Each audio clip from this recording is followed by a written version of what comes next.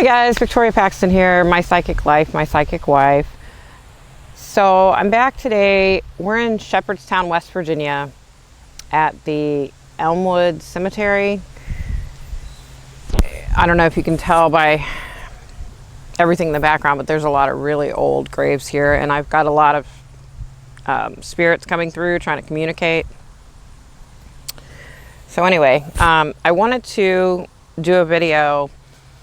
So my Jeffrey Epstein video, there was a person, QNTKKA, asked me a lot of really great questions. So I thought I would take some time and answer those questions on a video, because then maybe you can get a little bit more of an overview of how things work for me. So first question, can you describe the area that Epstein is in while he communicates with you? That's a really great question. It's always different. It's never the same. It's always different, but it's usually, there are some similarities. Usually we're in kind of like a, sorry guys, the sun's like really bright, but it's so nice out today. 2 days ago it was 100 degrees, and now it's like in the 80s today, and it's gorgeous. Anyway, so some of the similarities is I'm normally in like a room, you know, as opposed to like out in the open, you know, open air or whatever. I'm in a room. It's usually very nondescript, other than I can see walls, no windows. I can just see walls. And just like, almost like a dingy gray color on the ground. I don't know why, but that's pretty stereotypical of when I communicate. When I'm like one-on-one with somebody, that's basically what I see. So yeah. The next question, I assume that you're in the same general area that Epstein is in while you're communicating with him. Definitely. We're basically just one-on-one. Like I can see him, he can see me, and that's about it.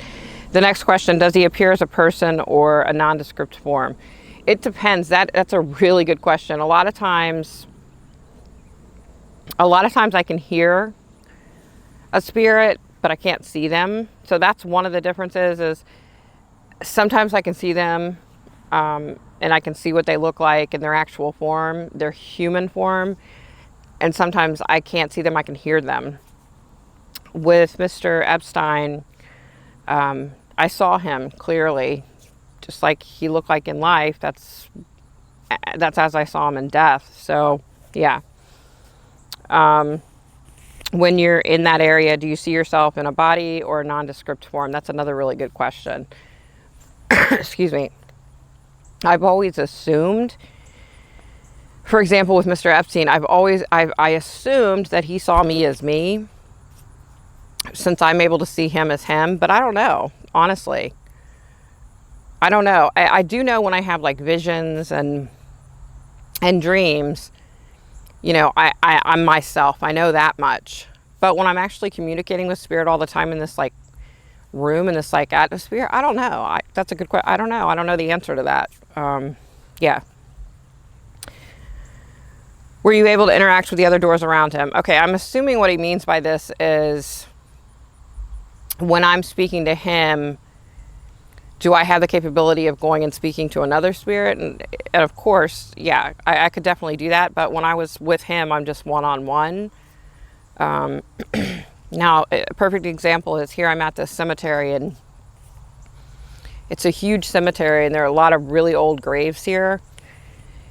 And the second that we went to pull in, I just got inundated.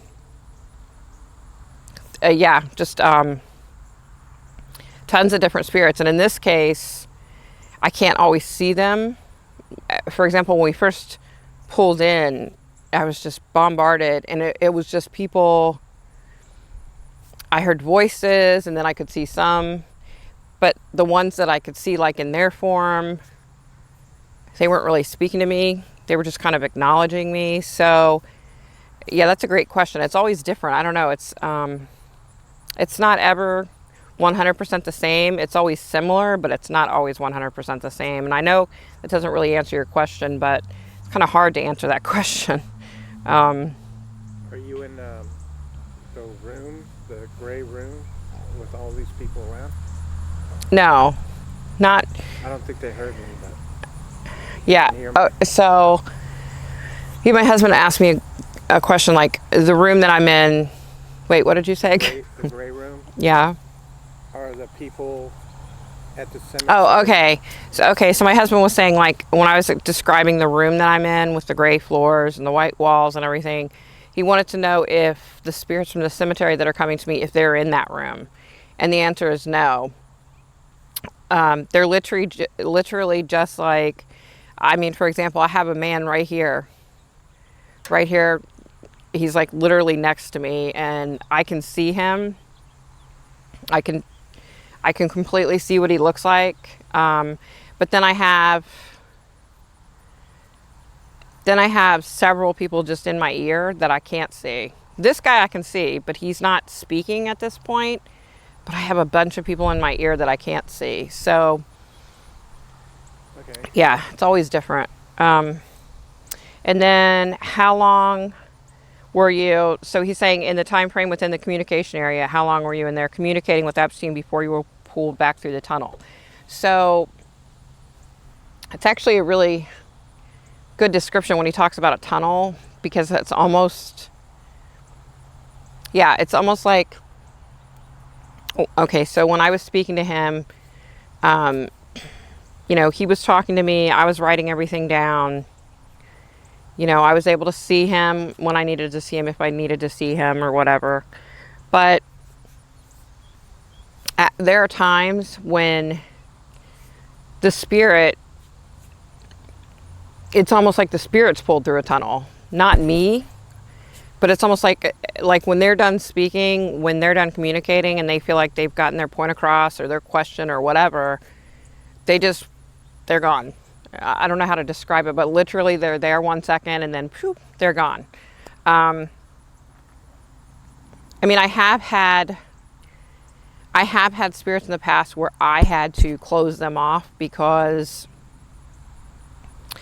so I don't know so one thing you need to know, and I don't know if this is concerning everyone that has these gifts like I have, but for me personally, there are times when, I mean, these spirits just really zap me of all my energy and they take it out of me. It's draining, I guess is the only word I can think of. It just literally drains me.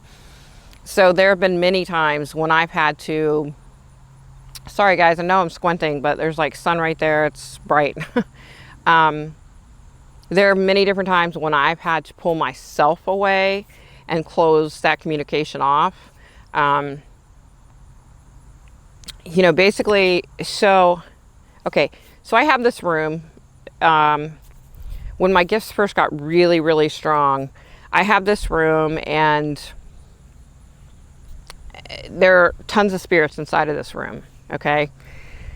And at any given time, they're trying to communicate with me. They're asking me questions. They're wanting to talk to me. They're wanting for me to get messages on to people, and whatever each spirit's issue is, they're in this room. And so I had to learn, as my gifts got stronger and stronger, that I had to shut that room off. I had to shut myself off from that room, because I would literally be sound asleep in the middle of the night, 2 or 3 o'clock in the morning, and I'm woken up to, spirits trying to talk to me. And I would lay my head down on the pillow at night and I would just hear, I can't even describe it, but it's like I was in a room full of 20,000 people and they were all mumbling and carrying on their conversations. And I couldn't tune in to just one conversation. So all I could hear was just mumbling, constant mumbling and talking and muttering and noises. And I had got to a point where I couldn't sleep. I was just being a jerk all the time because I was so tired because I couldn't sleep, So there's one thing you'll get to know about me. If I'm hungry, I need to eat. And if I'm tired, I need to sleep. I get really angry if I don't sleep or eat. So anyway, so I finally had to learn over time by talking to a couple of mentors. You know, they explain like you have to like lay out your boundaries. Okay, you have to say, okay, in this space right here, you know, you can talk to me from this time to this time. You can do this, you can do that. Like I basically had to lay out rules. Like you can't come to me when I'm sleeping. You can't wake me up at 4 o'clock in the morning because you have something to say to me. You know, and a lot of times spirits just come through because they have something to say, you know, and when they realize that somebody can communicate with them and hear them, you know, picture yourself alone being in a room for 20 years, not being able to speak to another human being, you know, not being able to communicate with anybody, you know, and then bam, you find a person that wants to communicate with you, you know, and you're like, oh my gosh, after 20 years, I can finally talk to somebody. I mean, picture that. That's kind of like, that's what happens with a lot of spirit. They're able to communicate with each other sometimes, but